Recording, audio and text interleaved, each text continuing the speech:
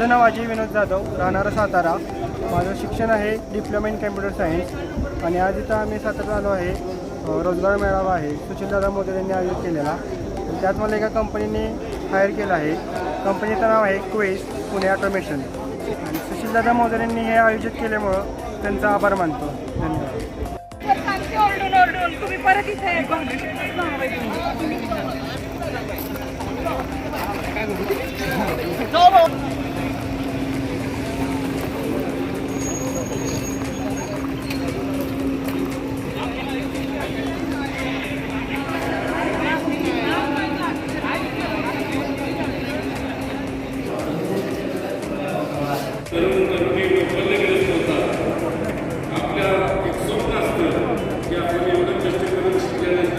आजच थोड्या वेळापूर्वी कलेक्टर ऑफिसमधल्या एका कार्यक्रमानंतर तुमच्यापैकीच पत्रकार बांधवांपैकीच एक जण मला सांगत होते की परिस्थितीमुळं वाहन दिलेली जी मुलं असतात आणि मग त्यांच्या हातून जेव्हा गैरकृत्य घडतं आणि त्या गैरकृत्यानंतर जेव्हा ते त्या सगळ्या त्या एका चुकीच्या पद्धतीच्या त्या सगळ्या सायकलमध्ये अडकून पडतात, ह्या ज्या परिस्थिती आहेत याच्यावरती जर मात करायची असेल तर जो समाजामध्ये थोडासा सबळ घटक आहे, तो सबळ घटक जो आहे त्या सबळ घटकाची सुद्धा तितकीच जबाबदारी आहे की अशा प्रकारचे जे निराधार मुलं आहेत किंवा ज्यांना दिशा नाही आहे अशा प्रकारची जी मुलं आहेत यांना कुठंतरी आदर देणं गरजेचं आहे.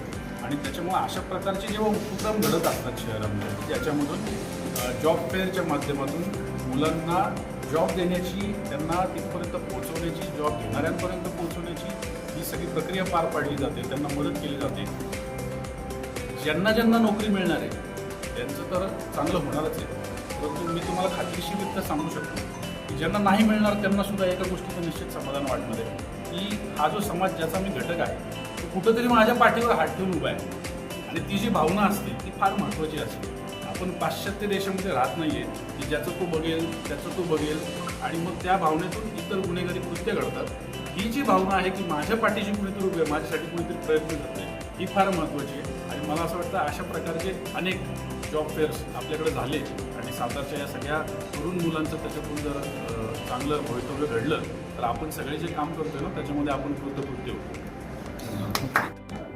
दादा, आज मोठा भव्य असा रोजगार मेळावा भरवण्यात आला. काय सांगाल, किती लोक आता म्हणजे विद्यार्थी आले होते, किती जणांना आता रोजगार मिळाला, काय सांगाल?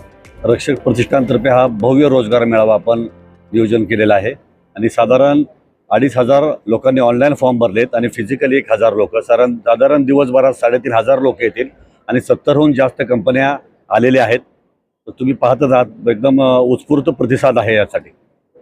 दादा, एकंदरीत जर बघितलं तर उदयनराजे समूहाच्या वतीनं त्याचबरोबर रक्षक प्रतिष्ठानच्या वतीनं हा रोजगार मेळावा आयोजित करण्याचा मोठा प्रतिसाद या ठिकाणी मिळतोय.